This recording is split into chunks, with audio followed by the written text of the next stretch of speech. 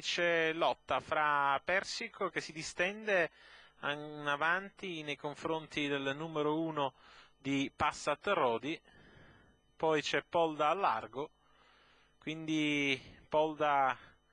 che gratamente cerca di andare a largo, ma a largo anche c'è Passion Wall, quindi Persico M, Polda a largo di Passat Rodi, Passion Wall che rimane a largo, per dietro di pioggia, quindi Persico in avanti, Polda dietro, ancora Passat Rodi, Persico M che controlla la situazione nei confronti di Polda che cerca di sistemarsi alla corda, proprio dietro il numero 4 di Persico, quindi Passat Rodi, ancora Passion Wall, dalle retrovie lo scatto del numero 10 di Princess OR. In avanti Persico, a largo Passion Wall, reattiva a largo anche Polda, prova a reagire Persico a Polda, Passion Wall a largo di Passat Rodi, quindi il numero 11 di Polaski B, a largo il 10 di Princess OR, segue poi l'8 di Pegaso Boss.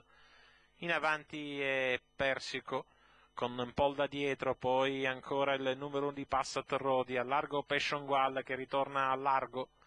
di Polda, che prova nuovamente ad affacciarsi e attaccare Persico M, che prova a reagire sull'ultima curva, quindi Persico a largo Polda, quindi il numero 7 di Passion Wall, Persico M in avanti, Polda, poi ancora Passion Wall